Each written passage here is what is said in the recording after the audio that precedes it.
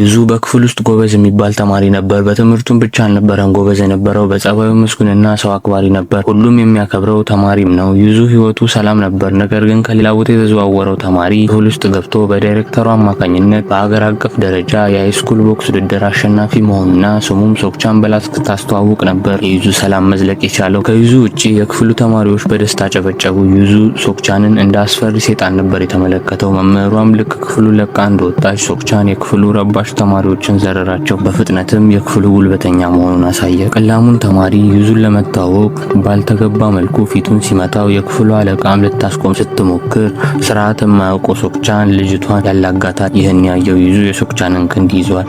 ሶክቻንም በጣም ይናደድና ከበፊቱ እንዳልተማረና የኤሌመንተሪ እያለ ያደረገውን እንዳረሳ ለማስታወስ ይሞክራል። ኤሌመንተሪ እያሉ ሶክቻን ዩዙን እንደፈለገ ይደበድበውና ዩዙም ሄዶ ለአስተማሪዋ በተናገረ ቁጥር የሶክቻን ድብደባ እያየለ ሄድ ነበር። ሶክቻንም ዩዙን ይህንን ያስታወሰው። በሶክቻን ቦክስ መሬት ላይ ተዘርሮ እያቃሰተ የነበረው ዩዙን መሬት ላይ ሹል እስክሪብቶ ያያል። እንደምንም ብሎ ከመሬቱ በመነሳት እየተንቀጠቀጠ በያዘው እስክሪብቶ ለማስፈራራት ይሞክራል። ወኔና ንቀት እስከ ጥግ ልቡን የሞላው ሶክቻን ዩዙን የያዘውን እስክሪብቶ ይበልጥ ወደ አይኑ ያነጣጠርለታል። ወንድ ሆኖ ያደረገው እንደሆነ ለማየት ከልጅነት እስከ ጉርምስና የተሰቃየው ዩዙ ንዴቱን ገንፍሎ ወጥቶ የሶክቻንን አይን ይወጋዋል። ከልጅነት እስከ ጉርምስና የተሰቃየው ዩዙ ንዴቱ ገንፍሎ ወጥቶ የሶክቻንን አይን ይወጋዋል።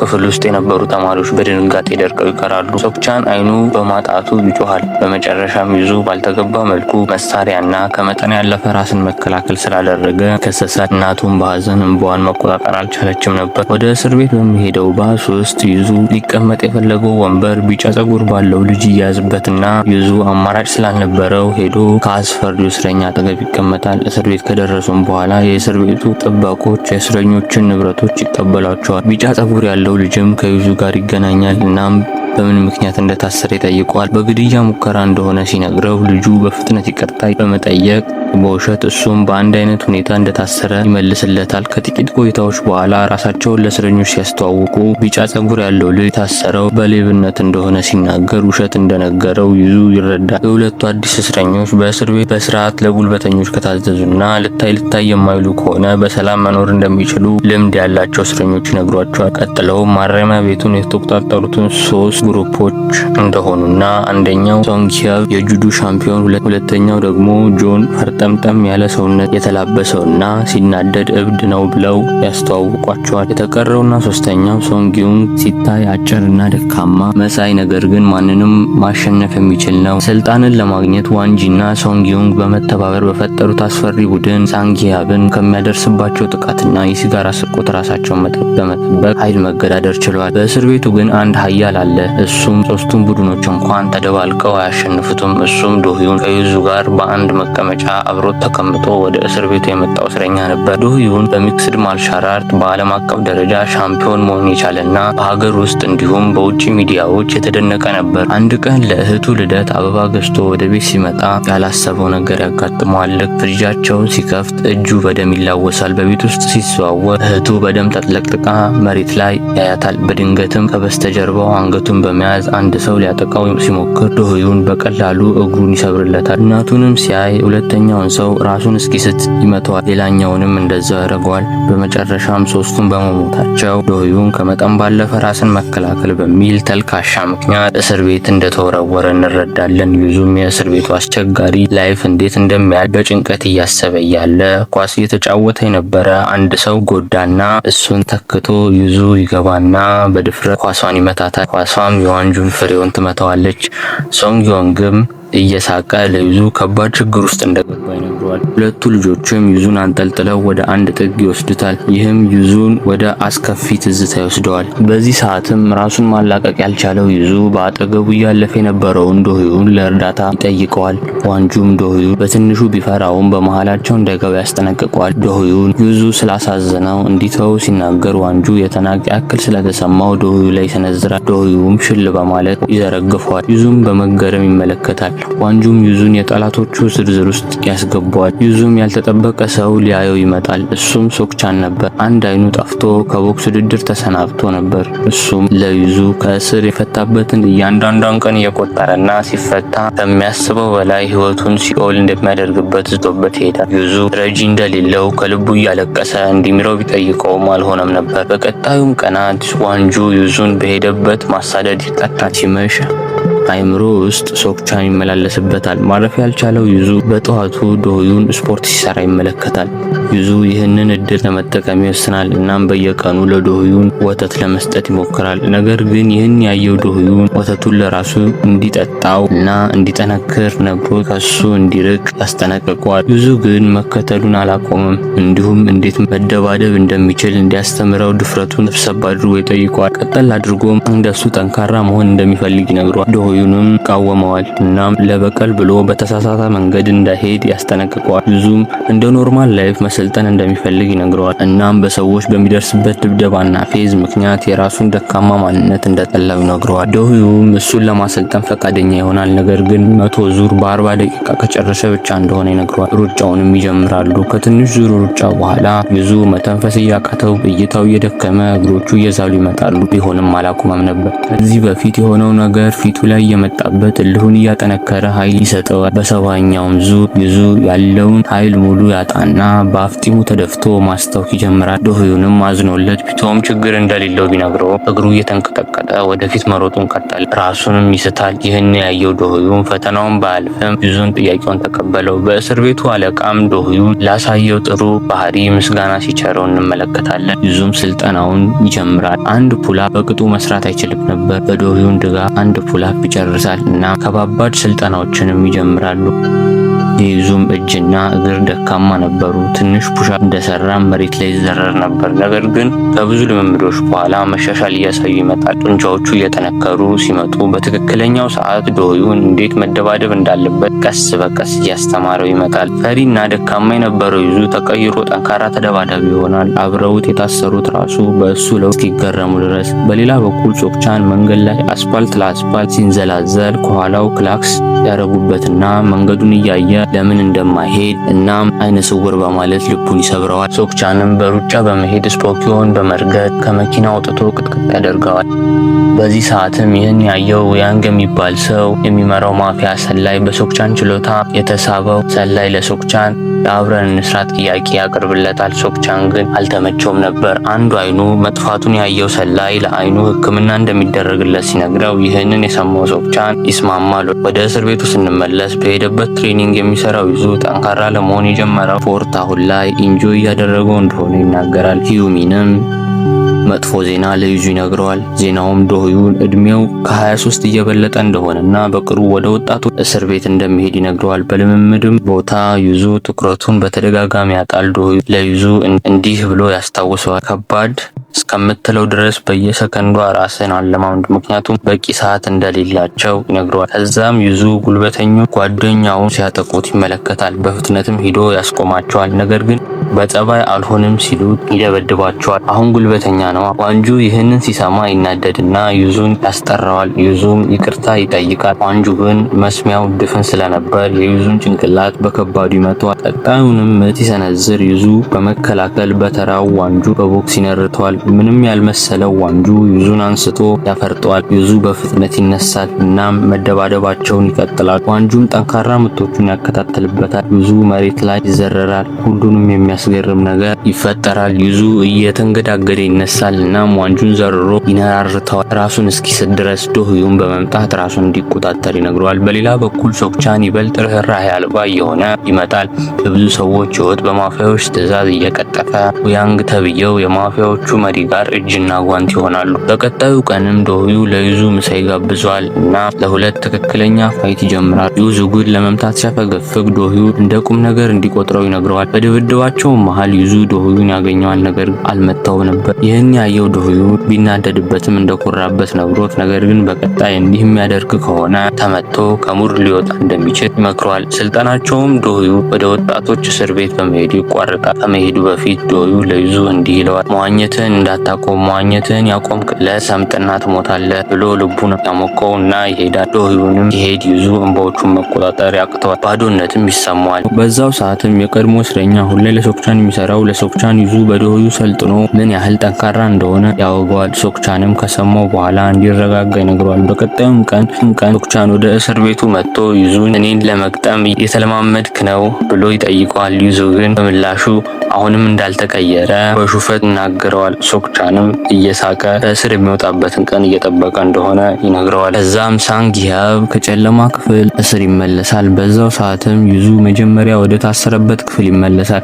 ሳንጊያብም በቁም ነገር አቦነቱን ሊወስድበት ይፈልግ እንደሆነ ለዩዙ ይጠይቀዋል። ዩዙ ምንም ፍላጎት እንደሌለው ሲመልስለት ይህን የሰማው ሳንጊያብም ይወዛገባል። ምክንያቱም ስለሱ የሰማው ድብድብ ወዳድ እንደሆነ ነበር። በጽዳት ሰዓትም ሳንጊዮን ለዩዙ ቻሌንጅ ያቀርብለታል። እሱን ካሸነፈው ያለውን እንደሚታዘዝም ነግረዋል። ዩዙም እሺ ሌሎች ላይ ጉልበተኛ መሆንን ታቆማለህ ወይ ይለዋል። ሳንጊዮንግም ይስማማል። በግጥሚያውም ሲያንግ ተባለ ታሳሪ ለሶንጊዮን ድብድብ ህመምንና ጸጸትን እንደሚወልድ ይነግረዋል። ሶንጊዮንግም በፌት ይተዋዋል። እዛም ዩዙ ወደ ድብድብ ቦታ ይመጣል። ሁለቴ ሳያስብ መጀመሪያ ሶንጊዮንግ ዩዙን ያጠቃዋል። ዩዙም ሲዘረር ተመልሶ እንደማይነሳ አርጎ ሶንጊዮንግ መጎረር ይጀምራል። ዩዙ ግን በፍጥነት ተነስቶ ሶንጊዮንግን ዘርሮ እግሩን በከባዱ መደብደብ እያያዘዋል። ቀጥሎም አንገቱን በመጭመቅ አሸናፊነቱን ያረጋግጣል። የእስር ቤቱ መሪ ካቦ ሆኖ በተስማሙበት መሰረት ከእስር ቤቱ ጸብ ጠፋ። ጠላቶች የነበሩት ጓደኛሞች ሆኑ።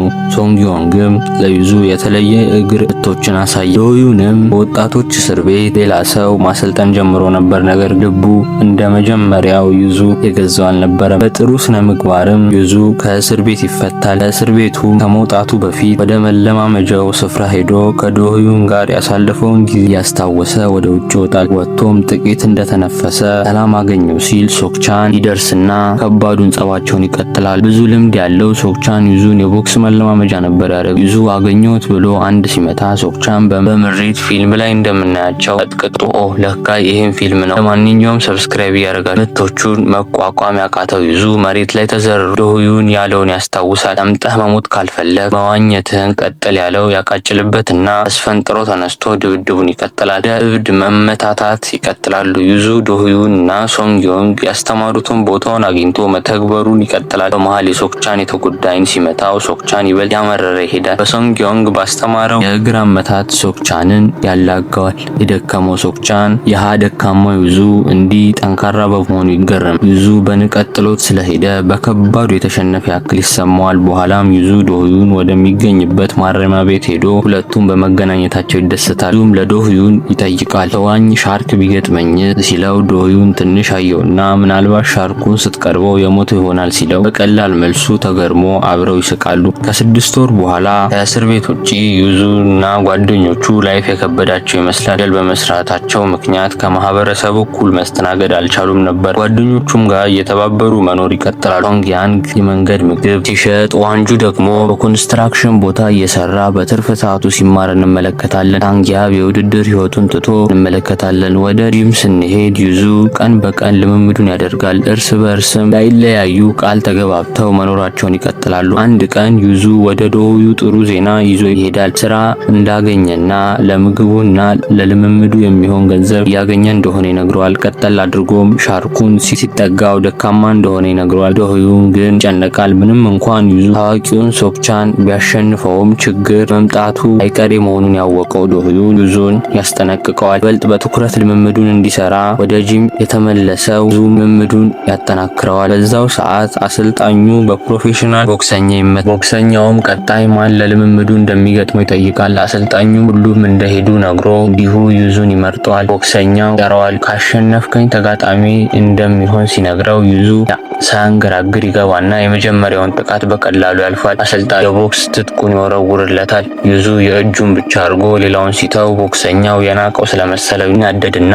ቦክሶቹን ያከታተላል። ዩዙን በመከላከል ከቆየ በኋላ ሰዓቱን ጠብቆ የቦክሰኛው ቦክስ ላይ ዩዙ ቦክሱን ያሳርፍበታል። እጁ የተሰበረ ያክል የተሰማው ቦክሰኛ ጂም ቤቱን በጩኸት ያቀልጠዋል። የጂም ቤቱን ባለቤት ጩኸት ሲሰማ ምን ተፈጥሯል ብሎ በፍጥነት ይከሰታል። በዛው ምሽት ህገወጥ የሆነ ቀጥታ ለተመረጡ ሰዎች ብቻ በተሰራ አፕ የሚተላለፍ ለሀብታሞች ነርሱን ማየት ብቻ አልነበረም ስራቸው፣ ቁማር ይቆምራሉ። ተደባዳቢ ነበሩ። ፕሮፌሽናል ቦክሰኛውና ስሙ ታንክ የሚባል ጠንካራ ተደባዳቢ መሃል ነበር። አዘጋጆቹም የተደባዳቢ ለውጥ እንዳለ፣ ቦክሰኛው እንደተጎዳና ሌላ ሰው እንደተተካ ይናገራሉ። የመደቡትን 10 እጥፍ ካሸነፉ እንደሚከፍሉ ሲናገሩ እንግዶቹ ምንም አይነት ተቃውሞ ሳያሰሙ ይልቁኑ ሲበልጥ መጓጓት ይጀምራሉ። የተለወጠው የማፊያዎቹ መሪ ውያንግ ነበር። እናም እነሱ እኩል ለማድረግ ህጉን እንዲህ ያደርጉታል። ታንክ የተባለው ተጋጣሚ 30 ሰከንድ በድብድቡ ከቆየ እንደሚያሸንፍ ይስማማሉ። እናም ሁሉም በውያንግ ላይ በመተማመን ቆመሩ። ወደ መደባደቢያው እንደሄዱ ውያንግ ለታንክ በአንድ ምት ከወደቀለት ውለታውን እንደሚመልስ ነገረው። ግጥሚያውም ይጀምራል። ልክ እንደተጀመረ አንድ እርግጫ ከአንድ ቦክስ ጋር ሲቀምስ መሬቱ ላይ ታንክ ባለው ሰው አልጋ ይመስለው ጋለላል። 10 ሰከንድ ብቻ ነበር ያለፈው። ውያንግ ግን በዚህ ብቻ አላበቃም። የታንክን እግር ይሰብረዋል። በዩዝ ቤት አቅራቢያ ባለው መንገድ ላይ ዋንጁ ከዚህ በፊት በወጣትነቱ ባደረገው ነገር ተጸጽቶ ለሰዎች ይቅርታ እየጠየቀ እንመለከታለን። ውያንግም ድሮ እግሩን የሰበረውን ሰውዬ ጋር ሲሄድ ሰማውን ቁጭት እስካሁን ስላለቀቀው ሰውየው ብር ወርውሮለት እንዲሄድ ይጠይቀዋል። ዩዙም አሁን እንደተለወጠ ለዋንጁ ነግሮ በማጽናናት ዛሬ ከጂም ባረር ጫፍ ላይ ደርሶ እንደነበር ይነግረዋል። ዋንጁም ህይወት አንዳንዴ ከባድ ናት ሲለው ዩዙ ግን ምን ያህል ከባድ ቢሆን በዚህ መንገድ መሄዱን እንደማያውቁም ይነግረዋል። ከዛም ወደ ሳንግዮን ወደሚሰራበት ሄደው ይበላሉ። ዋንጁም ሶንግዮንግ ጋር ሲበላ አንድ ቀን ከፍሎ ስለማያውቅ እርስ በርስ ይጎሻሸማሉ። ይህ የምትባለው የዋንጁ አስጠኚ ትመጣለች። ለጥሩ የወደፊት ህይወት ችርስ ይባባላሉ። ሶንግዮንግ ዩዙ ጂሂ ላይ እንዳፈጠጠ ይመለከተዋል። እንደወደዳትም ታውቅበታል። ውድ የሆነ መኪና በመንገድ ላይ በፍጥነት ሲነዳ እንመለከታለን። ዎንግዮንግ የተባለ ማፊያ ሄዶ ዩዙን ለእሱ እንዲሰራ ይጠይቀዋል። ከ3 ሰዓታት በፊት ዎንግዮንግ ለሰራተኛ ጠፉትን ሌሎች ሰራተኞች እንዲፈልግ ነግሮት ነበር። ልጁም ሲያገኛቸው በከባድ ተጎሳቅሎ ነበር። ማን ለዚህ እንዳደረጋቸው ሲጠይቃቸው ካኖን የተባለው ሰራተኛ ዩዙ የሚባል እንደሆነ ይነግረዋል።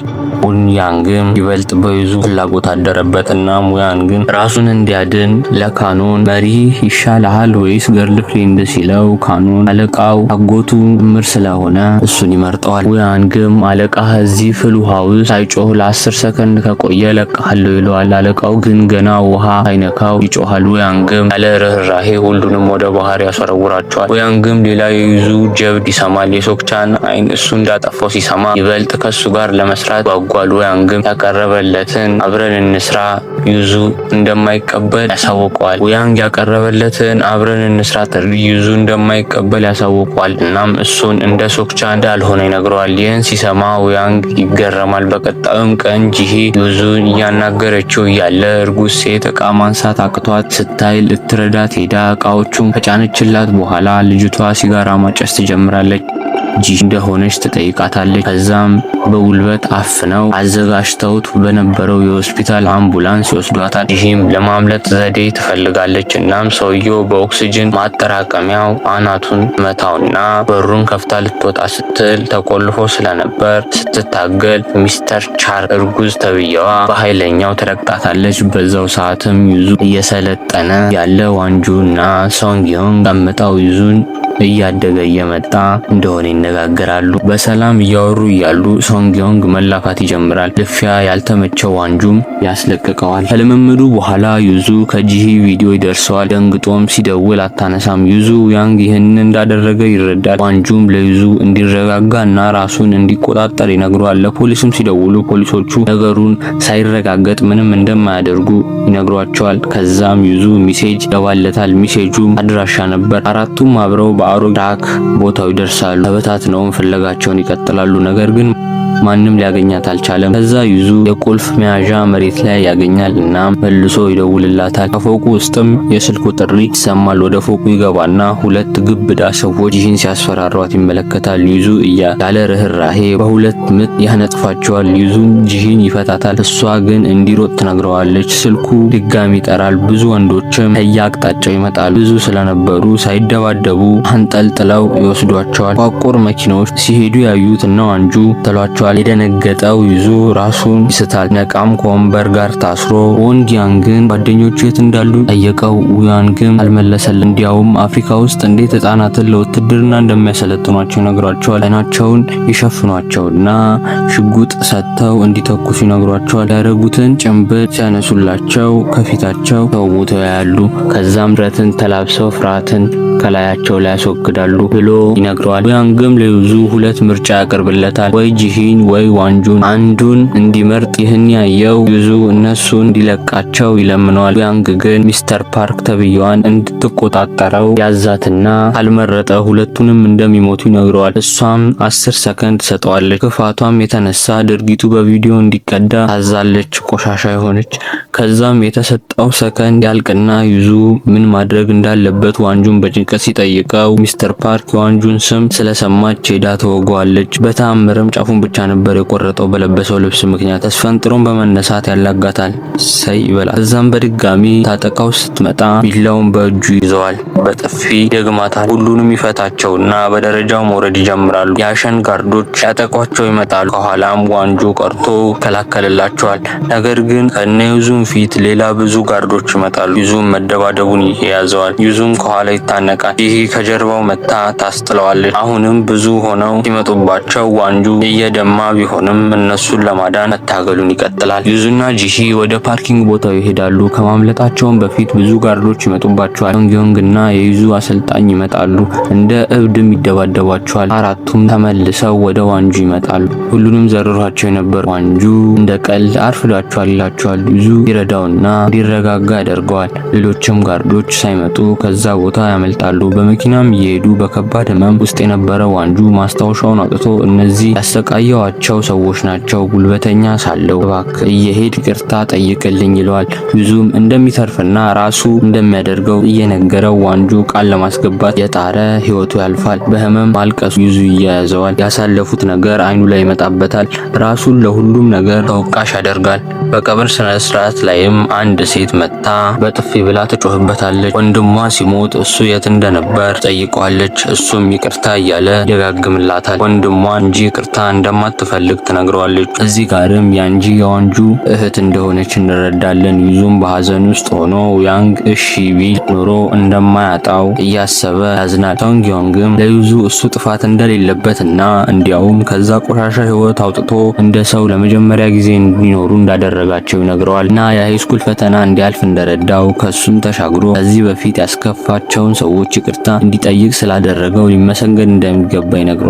ራሱንም መውቀሱን ካላቆመ የዋንጁ ነፍስ ራሱ በሰላም ማረፍ እንደማትችል ይነግረዋል። ይህን ንግግራቸው እየሰማች የነበረችው ያንጂ በወንድሟና በዩዙ መካከል ጠንካራ ግንኙነት እንደነበር ትረዳለች። ከዛም ጂሂ ከእናቷ ጋራ በስልክ እየተነጋገረች ያለ አንድ ጥቁር ሱፍ የለበሰ ሰው ገፍቷት ይሄዳል። ስልኳን ዘግታ እሱን መከተል ትጀምራለች። እናም ግድያው ሌላ ሰው ላይ ለማላከክ እያሴሩ እንደሆነ ትረዳና ሄዳ ለሶንግዮንግ ነግረዋለች። ይህ ሁላ ነገር ያደረገው ያንግ ለቀብሩ ከአበባ ጋራ ያልጨረስነው ወሬ ይቀጥላል የሚል ነገር በጽሁፍ ይልካል። ይህንን ሲያይ የተናደደው ሳንግዮንግ ለፖሊሶቹ ሄዶ ጥቅም አልባ እንደሆኑ ይነግራቸዋል። የዩዙ አሰልጣኝ ሳንግያብም እንዲረጋጋ ይነግረዋል። እሱም ሊገለው እንደሚፈልግ ነገር ግን ንዴታቸው ምንም እንደማይፈይድ ይነግረዋል። እነሱ እየተነታረኩ ዩዙም በጸጥታ የዋንጁን ማስታወሻ እያነበበ ነበር። በሱ ምክንያት ራሱን እንዳሻሻለ ይረዳል። ምክንያቱም የመጨረሻው ጠላት ተብሎ የተጻፈው እሱ ስለነበር ነው።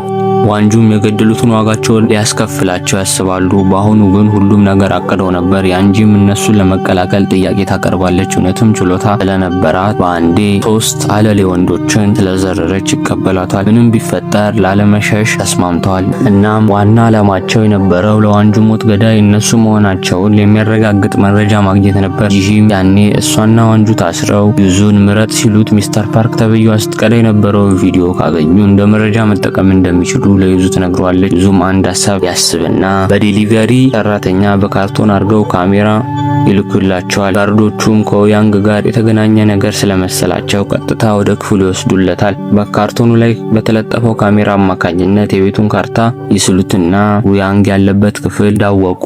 በፓርኪንግ በኩል በመኪና ሲገቡ የካሜራ ተቆጣጣሪው ያያቸዋል። ብዙ ጋርድም እነሱን ለማፋለም ይሄዳል። እናም የነዩዙ ቡድን ለሁለት ተከፍሎ ግማሹ ሲከላከል፣ ግማሹ ይደባደባል። ሁሉም ድብድቡን ከጨረሱ በኋላ ዩዙ ወደ ካሜራው ተቆጣጣሪው ክፍል እየሮጠ ይሄዳል። ሌሎቹም ጓደኞቹ ላይ ሌላ ብዙ ጋርዶችን ይልኩባቸዋል። ዩዙም ይደርስና ፋይሎቹን እንዲከፍት ያስገድደዋል። በዛ ቀን የነበሩት ሁሉም መረጃዎች ጠፍተው ነበር። ውያንግም በስክሪኑ ሁሉንም እየተመለከተ እንደነበር እንመለከታለን። እናም በዩዙ ተግባር እጅጉን ተገርሞ ነበር። ዩዙ ወደ ጓደኞቹ ተመልሶ እየተደባደበ ውያንግ የሚፈልጉትን ቪዲዮ ይከፍትባቸዋል። እናም ቪዲዮው ሲያልቅ ለዩዙ ከፈለገው መጥቶ መስወድ እንደሚችል ይነግረዋል። ዩዙም ወደ ሊፍቱ ይገባል እና ሌሎቹን ጋርዶች ወደ ፓርኪንጉ ወደ ተጎዱት ጋርዶች ይልኳቸውና ሶስት ብቻቸውን ይቀራሉ። ሚስተር ፓርክ የወንጁ ገዳይ፣ ካኖን አዛዡ እና አንድ ልጅ ነበሩ። ያንጂንም ሚስተር ፓርክ የወንድሟ ገዳይ ስለሆነች በቀል ውስጧን ስላንገበገበው ድብድቡን ጀምረዋለች። ቀውጤ ድብድብ ውስጥ ይገባሉ። ሊፍት ውስጥ ያለው ዩዙ እጁ ላይ ያረገውን ባንዲ ዳላላ ዋንጁ ላይ የሆነውን እያሰበ ይደርሳል እና ውያንግ ሁለት አማራጭ ይሰጠዋል። ቪዲዮውን ወስዶ መውጣት ወይም ከሱ ጋር መደባደብ። ዩዙ ምንም ሳያንገራግር ፍላሹን ወስዶ ሊወጣ ሲል ውያንግ ቀጣይ ደግሞ ማን ይሁንልህ ብሎ ለዩዙ ይጠይቀዋል። ዩዙ ፊቱ ቀልቶ ሊደባደበው ዞሮ ሲሰነዝርበት በቀላሉ ነበር ውያንግ መመልከት የቻለው። እንዲያውም ሞቅ አርጎ ያጮለዋል። ውያንግም ሰይጣን እየሆነ ይሄዳል። ከመስታወቶቹ ጋር እያጋጨ ዩዙን አፈር ድሜ ያስበለዋል። በዛው ሰዓትም ጓደኞቹ የቀለጠ ጠብ ውስጥ ገብተዋል። ያንጂ ከሁለቱ ቀድማ ሚስተር ፓርክን ትገላታለች። በመጨረሻም ለወንድሟ ትበቀላለች እና ሳንግዮንግ ችግር ውስጥ ስታየው በፍጥነት ለመርዳት ትሄዳለች። አንዴም በእርግጫ ትልለታለች። ዩዙም እንደምንም ቢነሳ በድጋሚ የማይሆን ምት ይመታል። ያንግም በእርጋታ መጠጡን ይቀጣል። መስታወቱ እስኪሰበር በእርግጫ ይመተዋል። የተከፈተው ቪዲዮ ትዝ እያለው ዩዙ በድጋሚ ይነሳል። በአሁኑ ግን ከተመታ የሚተርፍ አይመስልም። ውያንግም በቀላሉ አንገቱን ይዞ የዋንጁን ሞት ያሳየዋል። በዛው ሰዓትም ጓደኞቹ በከባዱ እየተፈተኑ ነበር በሁለት በቀሩት ወንዶች። ዩዙ ውስጥም የዋንጁን ምስል አይኑ ላይ መጡበትና ራሱን እንደምንም ያስለቅቀዋል። ውያንግም ይበልጥ እየጓጓ ይሄዳል። በሚገርም ሁኔታ የአደካማው ዩዙ ውያንግን ጥለውና በሚገርሙ ቦክሶች ይነራርተዋል። ከዛም አንስቶ መስታወቱ ላይ ያሳርፈዋል። ወደ እነ ሳንግያንግ ስንሄድ እጇ የተሰበረው ያንጂ ቆማ እያየች ሳንግያንግ የያዘውን ሰው እንድትጨርሰው ያዛታል። ትጨርሰዋለች። ሶስቱም በተሳካ ሁኔታ ሚሽናቸውን ይጨርሳሉ። በሌላ በኩል ውያንግ ይነሳና እንደገና ከዩዙ ጋር መደባደቡን ይቀጥላል። ዩዙ ግን የውያንግን ክንድ ይሰብርለታል። በዚህ የተናደደው ውያንግ በመስኮቱ ገፍትሮ ዩዙን ለመጣል ሲሞክር ዩዙ በአንድ እጁ ራሱን ያተርፋል። ዩዙን ሊገፋ ያሰበው ውያንግ ግን ባላንሱን አጥቶ ወደ ውጪ ሊወድቅ ሲል ዩዙ ይይዘዋል። ዩዙ ለጓደኛው በቀልለት ፈልጓል። ነገር ግን ገዳይ ተብሎ መያዝ አልፈለገም። ዩዙ ውያንግን ጥቦ በቀረው ጉልበት ወደ ላይ ያወጣዋል። ውያንግም እየሳቀ እንደተሸወደ ነግረው እሱ እንደሱን እንዳልሆነ ይነግረዋል። ዩዙም ጥሎ ሲሄድ ውያንግ በስተመጨረሻ እንደተሸነፈ እንረዳለን። ከቆይታም በኋላ ውያንግ ባደረጋቸው ግድያዎችና ቁማሮች ተይዞ ይታሰራል። ዩዙም እያንዳንዱን ኖትቡክ ላይ የተዘረዘሩትን እየዞረ ይቅርታ ይጠይቃቸዋል። በመጨረሻም ዓለም አቀፍ የማርሻል አርት ውድድር ልምምዱን እየሰራ ተከታታይ ድራማው በዚሁ ያበቃል። ሰብስክራይብ ማድረጋችሁን እንዳትረሱ።